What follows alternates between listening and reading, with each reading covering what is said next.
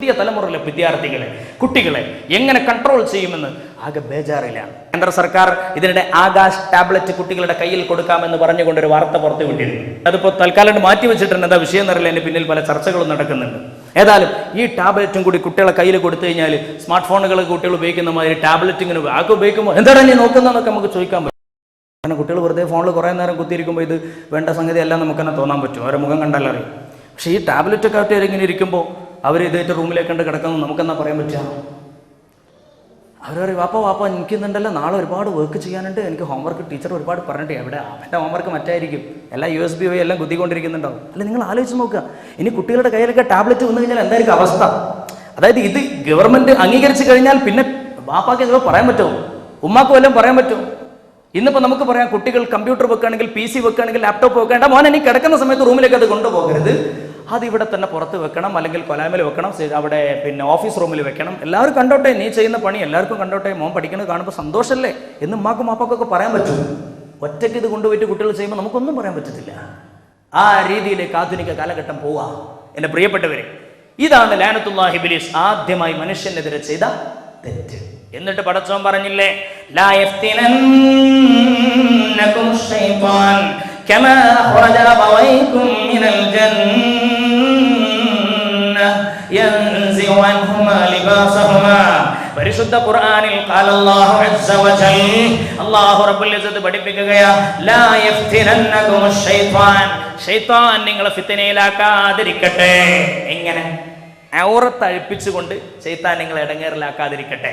ഇന്ന് നമ്മൾ ചെയ്തുകൊണ്ടിരിക്കുന്ന പണി അതാണ്. അതാണ് ഔറത്ത് അഴിച്ചുകൊണ്ടുള്ള പണിയിൽ ശൈത്താൻ നിങ്ങളെ പെടുത്താതിരിക്കട്ടെ. അതിലേക്ക് അടുപ്പിക്കുന്ന ഡ്രസ്സിങ്, അതിലേക്ക് അടുപ്പിക്കുന്ന ചിന്ത, അതിലേക്ക് അടുപ്പിക്കുന്ന തരത്തിലുള്ള സ്മാർട്ട് ഫോണുകൾ, അതിലേക്ക് അടുപ്പിക്കുന്ന തരത്തിലുള്ള കാർഡുകൾ, ഇതൊക്കെ കുട്ടികൾ ഉപയോഗിക്കുന്നതിന് രക്ഷിതാക്കൾ ഗൗരവമായിട്ട് കൺട്രോൾ ചെയ്യണം, ശ്രദ്ധിക്കണം എന്ന് വിനീതമായിട്ട് അഭ്യർത്ഥിക്കുകയാണ്. ലഅനത്തുല്ലാഹി ഇബ്ലീസ് ആദ്യം ചെയ്തത് ഉടുത്തത് അഴിപ്പിക്കുന്ന പണിയാണ്. ഞാനതിന് ഈ ഹദീസ് വെച്ചുകൊണ്ട് ഇത് തെളിയിച്ചു തരാം. റസൂലുള്ളാഹിന്റെ ഹദീസ് ഉണ്ടല്ലോ, മോനെ കക്കൂസിലേക്ക് കയറുമ്പോൾ എന്താ ചില്ല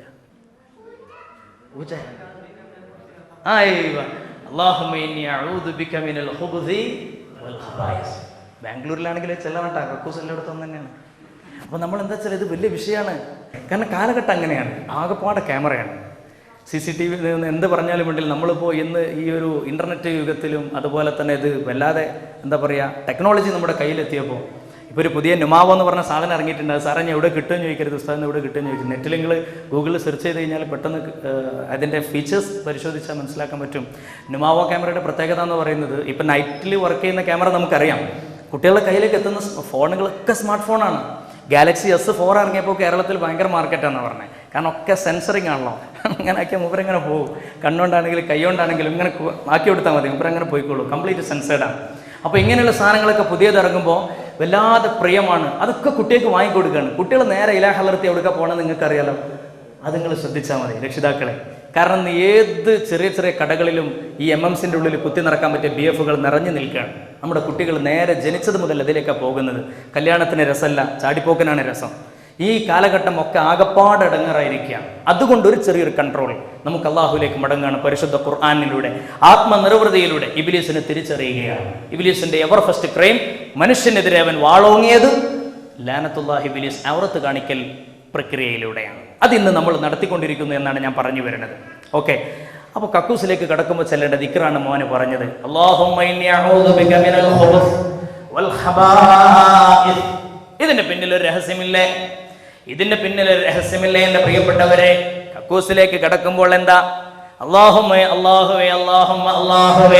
ഇന്നി, നിശ്ചയമായും ഞാൻ, അഊദു ബിക, നിന്നോട് കാവലിനെ ചോദിക്കുന്നു, മിനൽ ഖുബുസി, ആൺ പിശാചുക്കളിൽ നിന്നും, വൽ ഖബായിസ്, പെൺ പിശാചുക്കളിൽ നിന്നും. അപ്പൊ എന്ത് ഇബ്ലീസ് അടുക്കളയിലൊന്നും നിൽക്കാതെ എന്ത് ഇപ്പൊ കക്കൂസ് പോയിരിക്കാൻ കാരണം?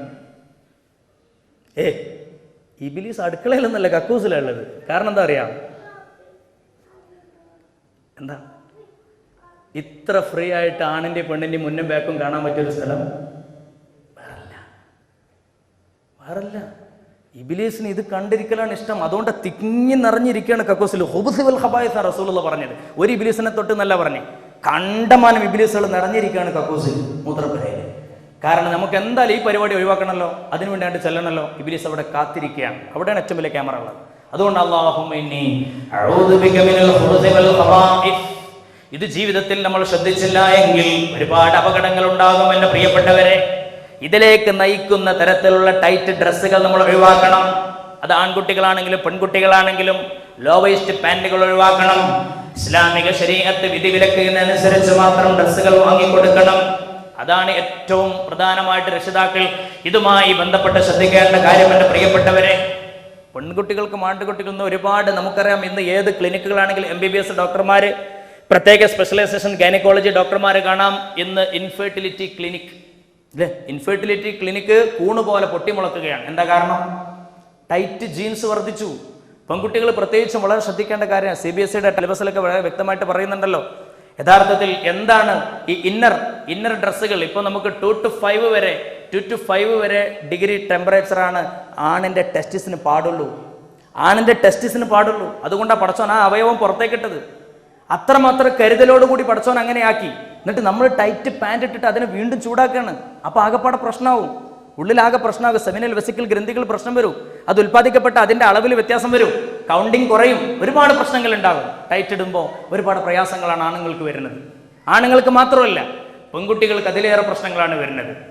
ജീവിതത്തിൽ അവർക്കറിയാലോ എത്രയാണ് അവരുടെ ആയുസ്സിൽ അവർക്ക് ഒരു കുഞ്ഞ് ജനിക്കാനുള്ള ചാൻസ് എന്നുള്ളതിനെ കുറിച്ച് അവർക്കറിയാം. ഓരോ മെൻസസ് പീരീഡിൻ്റെ സമയത്തും അത് കഴിഞ്ഞിട്ടുള്ള ആ കാലയളവ് വളരെ ചുരുങ്ങിയ സമയമേ ഉള്ളൂ. ആ സമയത്തിനൊക്കെ നമ്മൾ ടൈറ്റ് ഇട്ട് കടന്നാൽ പെൺകുട്ടികളെ സംബന്ധിച്ചിടത്തോളം സംഭവിക്കാൻ പോകുന്നത് എന്താ? പെൺകുട്ടികളെ സംബന്ധിച്ചിടത്തോളം ഇതേ പ്രശ്നം തന്നെയാണ്. അവർക്ക് പ്രധാനമായിട്ട് സംഭവിച്ചാൽ അവരുടെ അതിനെ ഉള്ളിൽ ടെമ്പറേച്ചർ വർദ്ധിക്കുകയും ടൈറ്റായിട്ടുള്ള ഇന്ന് ആണുങ്ങൾ ധരിക്കേണ്ട തരത്തിലുള്ള ടൈറ്റ് ഡ്രസ്സുകൾ ഇന്ന് പെൺകുട്ടികൾ ധരിക്കുകയാണ്. എന്നിട്ട് അതിനുള്ളിൽ ചൂട് വർദ്ധിക്കുകയാണ്. ചൂട് വർദ്ധിക്കുമ്പോൾ സ്വാഭാവികമായിട്ടും ഒരുപാട് പ്രശ്നങ്ങൾ ഉണ്ടാകുന്നു. യൂറിനറി ട്രാക്ട് ഇൻഫെക്ഷൻ എന്ന് പറയുന്ന UTI എന്ന് എല്ലാ ഡോക്ടേഴ്സിനും വളരെ സുപരിചിതമായ രോഗമാണ്. പെൺകുട്ടികളിൽ വല്ലാതെ വർദ്ധിക്കുന്ന ഒരു അസുഖമാണ് യൂറിനറി ട്രാക്ട് ഇൻഫെക്ഷൻ. ഈ ഇൻഫെക്ഷൻ വർദ്ധിക്കുന്നത് ഈ രീതിയിലുള്ള ടൈറ്റ് ഡ്രസ്സ് മുഖേനയാണ്. എന്നിട്ട് അതിൽ നനവും കൂടി വന്നു കഴിഞ്ഞാൽ നമുക്ക് ബ്രെഡൊക്കെ ഒന്ന് നനച്ചിട്ട് അങ്ങോട്ട് മാറ്റി വെച്ച് കഴിഞ്ഞാൽ വേഗം പൂപ്പൽ വരും, ഫംഗി. ഈ ഫംഗി ഇതിനുള്ളിൽ വർദ്ധിക്കുകയും അത് നേരിട്ട് അവരുടെ ജനനേന്ദ്രിയത്തിലേക്ക് കടക്കുകയും അത് പിന്നെ ഉള്ളിലോട്ട് പോയിട്ട് 2 ഓവറി അപ്പുറമുള്ള ഓവറിയിലേക്ക് പോവുകയും ഒവേറിയൻ ക്യാൻസർ ഫലോപ്പിയൻ ട്യൂബിലൂടെ കടന്നുപോയി ഒവേറിയൻ ക്യാൻസറിലേക്ക് ഇവരെ എത്തുന്നു. എന്നിട്ട് ഇത്രമാത്രം ഗുരുതരമായ പ്രശ്നങ്ങൾ ഉണ്ടാക്കുന്ന, പ്രത്യാഘാതങ്ങൾ ഉണ്ടാക്കുന്ന ഡ്രസ്സിംഗ് രീതി ഒരുപക്ഷെ പുതിയ സംസ്കാരത്തിന്റെ ഇരകളായി നമ്മുടെ കുട്ടികളൊക്കെ ഇന്ന് ചെയ്തുകൊണ്ടിരിക്കുകയാണ്. ഒന്ന് മാറ്റണം. കേവലം ഇത് മൊക്കനൊക്കെ നല്ല ഉഷാറാക്കാരം, ഇവിടെ ഭയങ്കര ടൈറ്റേക്കാരം പറ്റൂല. ഇസ്ലാം അയഞ്ഞ ഡ്രസ്സ് ഇടാനാ പറഞ്ഞത്. ആണിനോടും പെണ്ണിനോടും ആ രീതിയിലേക്ക് ജീവിതം നയിക്കണം. അല്ലാഹനെ മറക്കാൻ പാടില്ല. ഇത്തരത്തിലുള്ള ജീവിത രീതികൾ ശാസ്ത്രീയമായിട്ട് തെളിയിക്കപ്പെടുമ്പോൾ മാത്രമല്ല, അല്ലാഹുവിന്റെ പരിശുദ്ധ ഖുർആൻ, പരിശുദ്ധ റസൂൽ, അവിടുത്തെ സ്വഹാബ എങ്ങനെയാണോ ജീവിതം നമ്മളോട് പറഞ്ഞു തന്നത് അതുപോലെ തന്നെ മുന്നോട്ട് പോകാൻ നമുക്ക് സാധിക്കണം. ഹബീബായ നബി തങ്ങളുടെ പുന്നാര ഭാര്യയായ ആയിഷ ബീവി റളിയല്ലാഹു തആല അൻഹ, ആ ആയിഷ ബീവിയുടെ സഹോദരിയാണ് അസ്മാ ബിൻത് അബീ ബക്കർ സിദ്ദീഖ് റളിയല്ലാഹു അൻഹ മകൾ തന്നെയാണ്. ആ അസ്മാ ബീവി ഒരു ദിവസം ഇതാ നല്ല രസകരമായ ഡ്രസ്സ് ഇട്ട് വന്നു. വെൽവെറ്റ് പോലുള്ള നല്ല ചന്തമുള്ള ഡ്രസ്സാണ്. ഈ ഡ്രസ്സ് കണ്ടപാട് പരിശുദ്ധ നബി തങ്ങൾ പറഞ്ഞു, അസ്മാ, ഇനി മേലിൽ ഇത് ഇട്ട് വരാൻ പാടില്ല. ഭാര്യയുടെ സഹോദരിയെ നബി തങ്ങൾ ഉപദേശിച്ചു. ആ പ്രായം ഹദീസിൽ പറയുന്നുണ്ട്, അവർക്ക് മെൻസസ് തുടങ്ങിയിട്ടില്ല, മാസക്കുളി അസ്മാ ബീവിക്ക് തുടങ്ങിയിട്ടില്ല. അപ്പൊ അത്രയും ചെറിയ കുട്ടിനെ പോലും ഇനി മേലിൽ ഇത് ഇടരുത് എന്ന് പറഞ്ഞത് ആ ചെറിയ പ്രായത്തിൽ തന്നെ കുട്ടികൾ അത് ശീലിപ്പിക്കുകയാണ്. അല്ലെങ്കിൽ എന്താ പറയാ, ഞാൻ 10ാം വയസ്സിൽ ഇട്ടണല്ലോ, പിന്നെന്താ 15ാം വയസ്സിൽ ഇടുന്നതിന് പ്രശ്നം എന്ന് കുട്ടി ചോദിക്കും. അതില്ലാതാക്കാൻ ചെറിയ പ്രായത്തിൽ തന്നെ ഉപദേശിക്കണമെന്ന് പരിശുദ്ധ നബിയുനാ മുഹമ്മദ് മുസ്തഫ സല്ലല്ലാഹു അലൈഹി വസല്ലം തങ്ങൾ. എൻ്റെ പ്രിയപ്പെട്ട സഹോദരന്മാരെ, ഞാൻ പറഞ്ഞ 2ാമത്തെ പോയിന്റ്, ലഅനത്തുല്ലാഹി ഇബ്ലീസ് മനുഷ്യകുലത്തിനെതിരെ വാളോങ്ങിയ ഏറ്റവും ആദ്യത്തെ ഒരു പ്രശ്നം എന്ന് പറയുന്നത് ഔറത്ത് കാണിക്കലാണ്. അതുമായിട്ട് ബന്ധപ്പെട്ട എല്ലാ വിഷയങ്ങളിൽ നിന്നും നമ്മൾ മാറി നിൽക്കണം. അല്ലാഹു റബ്ബുൽ ഇസ്സത്ത് നമുക്ക് തൗഫീഖ് നൽകി അനുഗ്രഹിക്കുമാറാവട്ടെ.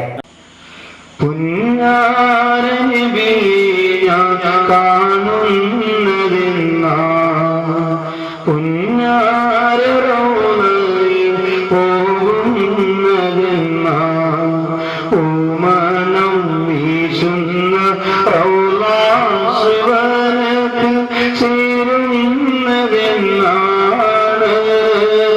ഹൃദയം തൂവുന്നതെന്നാണ്